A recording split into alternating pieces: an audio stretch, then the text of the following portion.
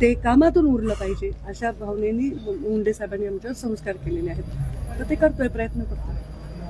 मात्र एकंदरीत जर बघितलं आज राज्याच्या राजकारणामध्ये आज पृथ्वीराज बाबांनी देखील एक वक्तव्य केलं की मुंडे साहेब हे काँग्रेसमध्ये येणार होती, तशी बैठक देखील झालेली होती. अहमद पटेल यांनी त्यांच्या बैठका झाल्या. आता काय करायचं त्याबद्दल? आता त्याचा एव्हिडन्स, त्याचं काही सिग्निफिकन्स नाही.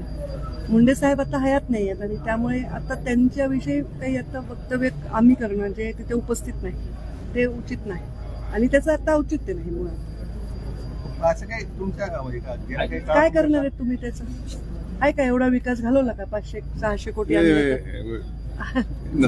कुणी नसणाऱ्या माणसाचं वक्तव्य आज काढणं आणि त्याचा दाखला देणं, अरे हो, त्यांनाच विचारतोय मी की त्यांनाही शोभत ते काही म्हणले असतील ते मी त्याला त्या ठिकाणी माझं उपस्थिती नसेल ते स्टेटमेंट मी देत नाही आणि मी उपस्थित असले तरी त्या व्यक्तीचं प्रायव्हेट गोष्ट बोलणं सगळ्यांसमोर हे मला वाटतं उचित नाही. त्याबद्दलचं माझ्या टिप्पणी करता येणार नाही, मी नव्हते. पण मला जे माझे वडील कळले ते या कमळातच जन्मले आणि कमळातच ते विसावलेले आहेत आणि हे त्यांची पूर्ण जी जर्नी आहे ती जर्नी आहे. आता राजकारणामध्ये आजच्या परिस्थितीमध्ये अजूनही त्यांचं नाव लोक घेतात. कोणत्याही अर्थाने मी नाही म्हणत की पृथ्वीराज बाबांनी अनादराने घेतलंय, आदरानेच घेतलं असेल. आता माझ्याविषयी परवा वडवट्टीवारांनी टिप्पणी केली, ते पण अनादर करत नाही.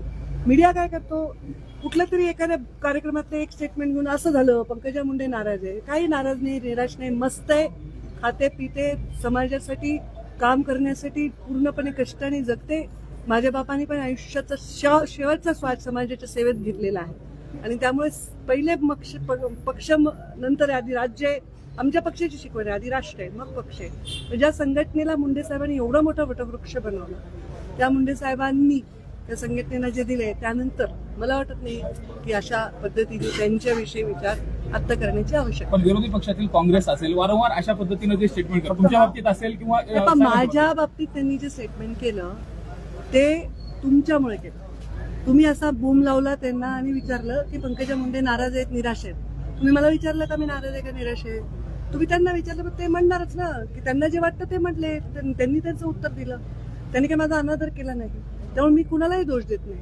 मी एवढंच सांगते की ज्या ठिकाणी मी आणि असे खूप कमी परिवार आहेत जे त्या संघटनेला बांधलेले आहेत आणि त्या संघटनेच्या काही वादळ येऊ, काही त्रास होऊ किंवा चांगलं होऊ, त्या चांगलं झाल्यावर माजत नाही, त्रास झाल्यावर म्हणजे त्याची भावना बदलत नाही. तर त्या पद्धतीने आम्ही जगलेलो आहोत सन्मानाने. त्यामुळे मला त्यांना दोष द्यायचा नाही आहे, कोणालाही, ना पृथ्वीराज बाबाला द्यायचा आहे ना वडवट्टीवारांना द्यायचा आहे. मला दोष द्यायचा आहे की माझ्या बंजारा समाजाच्या वसंतराव नाईक जयंतीच्या वाक्याला तुम्ही बातमी बनवल्या, बहुत त्याने उत्तर दिलं. मग त्यामुळे मी त्यांनाही दोष देणार नाही आणि कोणाला दोष देणार नाही. त्यामुळे अर्थाचे अनर्थ करू नका.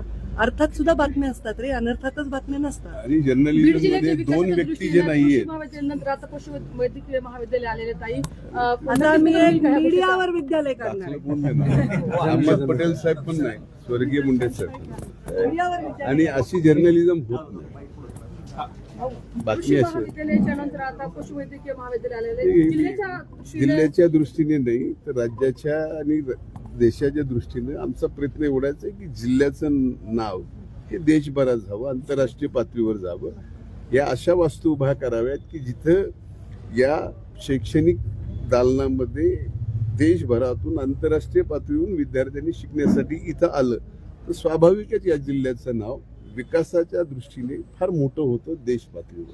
ते आमचा करायचा प्रयत्न. हे जे प्रयत्न आहे त्याची जाणीव आपल्यालाही असू द्या एवढीच आमची विनंती. आणि माझा कॅमेरा मागे रेकॉर्ड करते, त्यामुळे जर चुकीचे माझे स्टेटमेंट लावले तर हक्कभंग.